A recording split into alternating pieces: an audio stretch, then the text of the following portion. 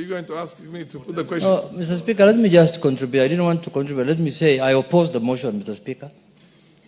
I oppose because, Mr. Speaker, you know, we cannot be recycling people who have served in a very high office, and then you give them another office. When will career diplomats get a chance to serve in our diplomatic mission, Mr. Speaker? When are they going to get, Mr. Speaker? Every politician who has failed, every civil servant who has failed, every person who has failed is being dumped in a certain mission somewhere in the world, Mr. Speaker.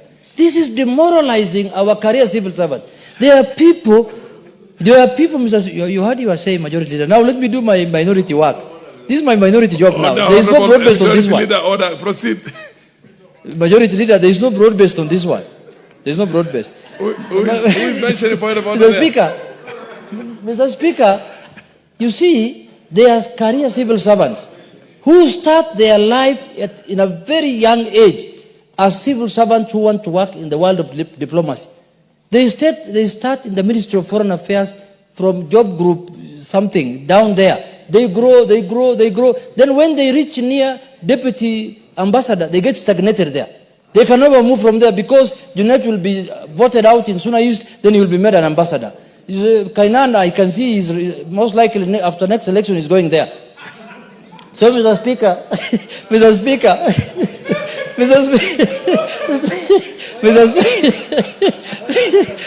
Order, Honorable Kainan, there's nothing out of order. Proceed.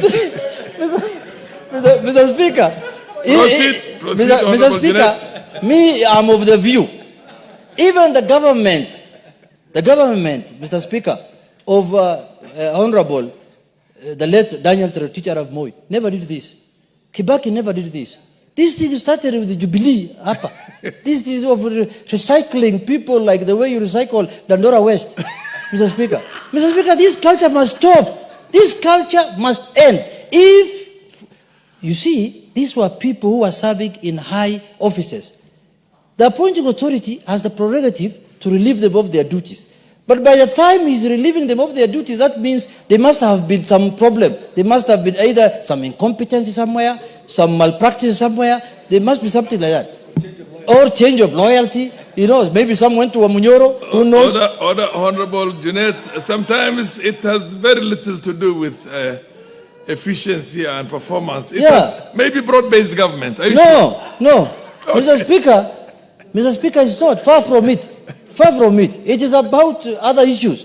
So, Mr. Speaker, I want to see in a list of 10 diplomatic appointments here, minimum of 6 or 7 career diplomats. Then we can have top-ups of 3. Who are, if Wamuchomba loses the way she's going to lose in Githunguri next time, then she can be an ambassador somewhere, Mr. Speaker. Because you can see that the line she has taken is direct home. But anyway, Mr. Speaker, in conclusion, I want to say this. Mr. Speaker, that what's out of order, Honorable Wamuchomba? Mr. Speaker, you know, I respect you very much as a speaker, and I expect you to protect me from the bullying of the Honorable he said in the who is talking about me. There is no election between now and next year. Is he becoming a prophet to prophesy that I'm going to lose in Githunguri? And by the way, who told him that I'm interested anyway? Has he become a prophet? Can he clarify whether he's now becoming a prophet? Honorable Wamuchomba. He is out of order. We are discussing about people who are going to work as diplomats, not Wamuchomba. Wamuchomba is the member of parliament, the iron lady from Githunguri, the woman who walks on Fox without shoes. Order, Honorable Wamuchomba. Order. Mr. Speaker. Order, Honorable Wamuchomba. You can trust the chair will always protect you. Mr. Speaker. But this is order. But the Honorable Junet said, in the event. In the event is neither here nor there.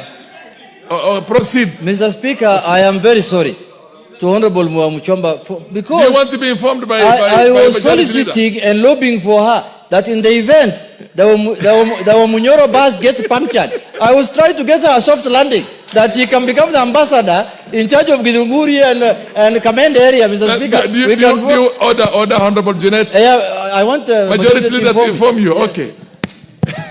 Honorable Speaker, maybe the Honorable Leader of Minority has not heard what the member for Githunguri has said. And I hear what you are saying about what you meant when you said what you said. But the member for Githunguri has told you, has asked who even told you she's interested in running for member of parliament for Githunguri. Because she probably knows running will be a futile attempt on those things. Okay, proceed, Junet. Honorable Junet. Mr. Speaker, I have heard what the majority leader has told me. But Mr. Speaker, you know Wamuchomba is an iron lady. I can't withstand Wamuchomba out of office. If she's so strong now when she's in office, what do you think she can do when she's out of office? She can run us out of this town. So we must create for her some diplomatic posting in charge of Githunguri, Kamende area, up to Lare, Limuru. Then we call that area UNEP, Githunguri. Then she can become diplomatic. Mr. Speaker. What's your point of order, Honorable Wamuchomba? Honorable Speaker, you know, you have allowed these honorable members to make me the point of discussion on this issue. But I'm very excited that they are calling me all those very good names because they know that I am a beautiful, intelligent woman who have shown them dust in the political corridors. I am happy that the majority leader is talking about me. Yet on Saturday, in a public forum where the president visited Githunguri, he could not show his face. He disappeared like a smoke. He ran away literally.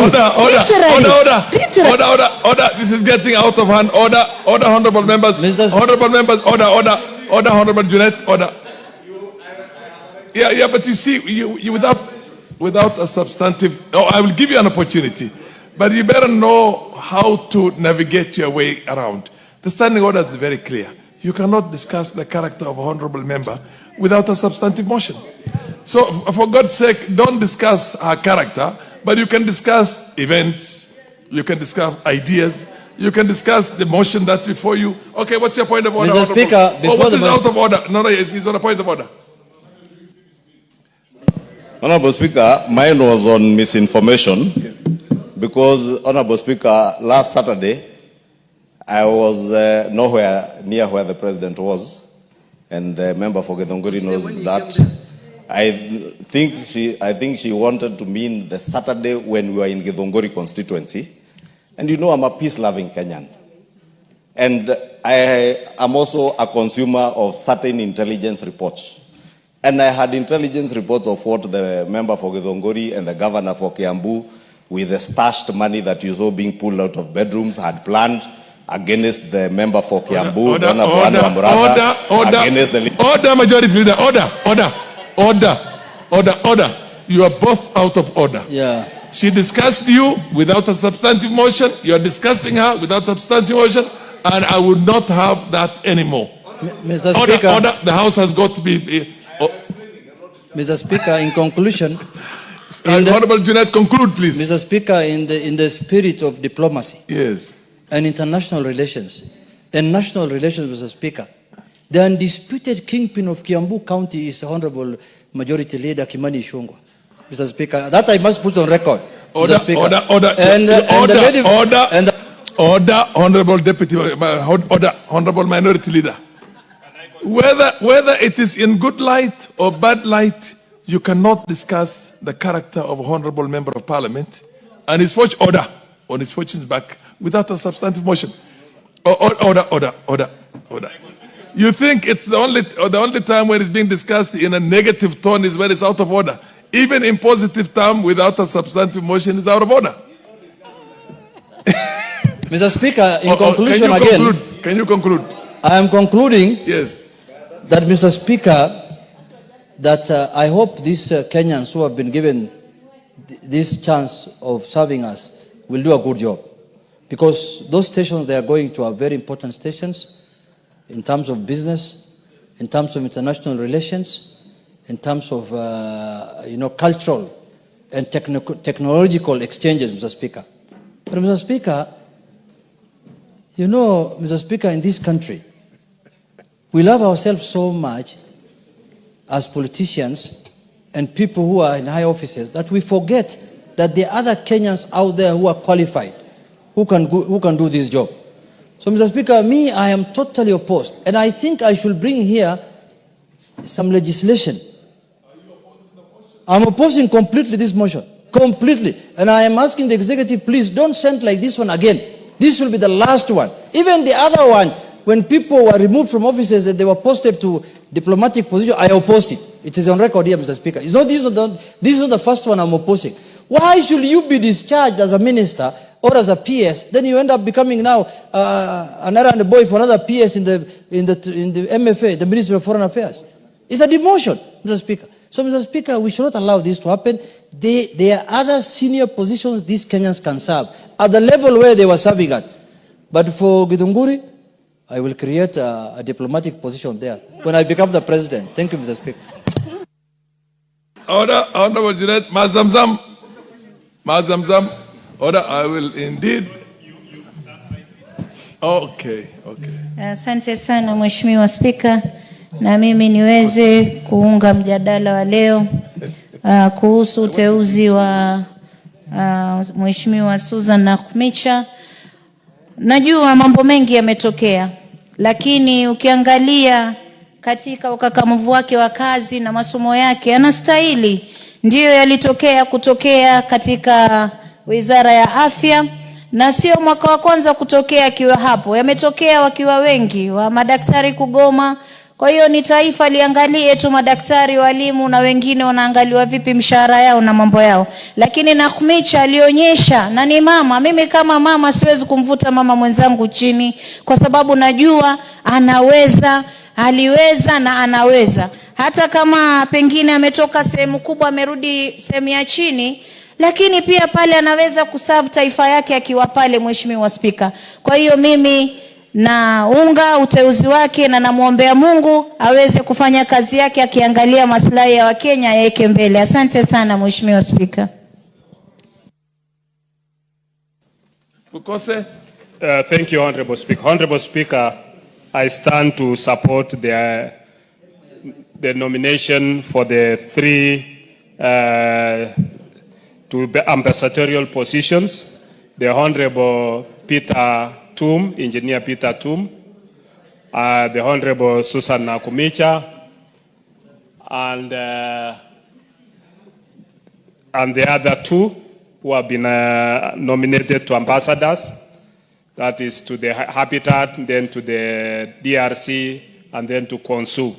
Honorable Speaker, I want to disagree with the minority leader in that stating that these are people who did not perform in their various areas, and stating that it should only be people who have grown in their careers.